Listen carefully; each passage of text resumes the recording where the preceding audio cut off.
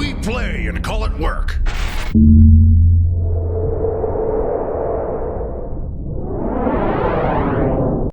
Hey folks, Janene from MiniWarGaming here with another how-to video for you. In this video, we're going to continue work on this Archaon Everchosen mini, and we are going to paint the leather straps that hold the saddle onto the mount. As always, if you have suggestions for something you'd like to see in a future how-to video, please leave it down below in the comments. The first thing that we want to do is give these leather straps a base coat of brown. In this case, we're going to start with Steel Legion Drab, mixed with a little bit of Lamian Medium, and we're going to paint this on the entire strap area. We want to make sure that we get the large flat section, but also all of the sides. We want to get it as it wraps around and connects to the saddle on the other side of the wings. And we want to do a couple layers of this color to make sure that we get a really nice solid starting layer. Here's the straps after we finish the base coat. The next color we want to use is going to be XV88.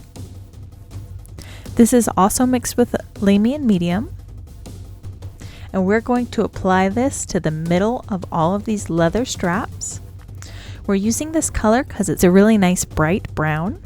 And we want to highlight these all the way up to a very tan bone color so it looks like a very light leather. We want to make sure that we leave a little bit of the Steel Legion Drab color on all of the edges of the leather straps. As we apply it right now, it looks very bright. However, that's going to tone down a little bit as it dries. Here's the straps after we finish with the XV88. Our next color is going to be Tau Light Ochre.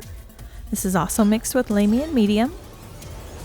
And so are the rest of our colors for this how-to video, except for the one shade we're going to use. We want to apply this Tau Light Ochre in the center of the area that we just painted with the XV88. Doing this is going to make it so that the center of all these straps is brighter than the edges for the moment. You can see as I apply this color that I'm dabbing it on a little bit. I don't necessarily want to paint it in straight lines or anything like that. I want the color to be just the slightest bit uneven. This is going to help our leather color look a little bit more natural. Here's the leather straps after we've applied that Tau Light Ochre. Next, we're going to start lining all of the edges of these leather straps with Shoppi Bone. I'm going to apply this as an edge highlight. In some areas, I'm going to just do a thin line, and in some areas, I want to do a broken line. So I'm going to apply it as a line of small broken dots. This is going to enhance the broken leather texture that we want for the straps. Also, as I highlight the area next to this central ring, the leather has a few folds where it threads through the ring, and I want to highlight the top of each of those folds with this color, really accentuating them. After I've lined all the edges of the straps, I'm going to do a few straight lines through the strap itself to simulate cracks in the leather. Some of these cracks are sculpted into the miniature itself, and some of them I'm just going to freehand on there just to add another level of texture. Here's the mini after we finish that Shoppi Bone highlight. The next thing I want to do is I want to use lead belcher to pick out the rivets on each of these straps. This is a pretty quick process. I'm just going to dab it onto the rivets. There's 6 on this top strap and 3 on each of the sides. After I finished with the rivets, I'm going to be using some Agrax Earth Shade.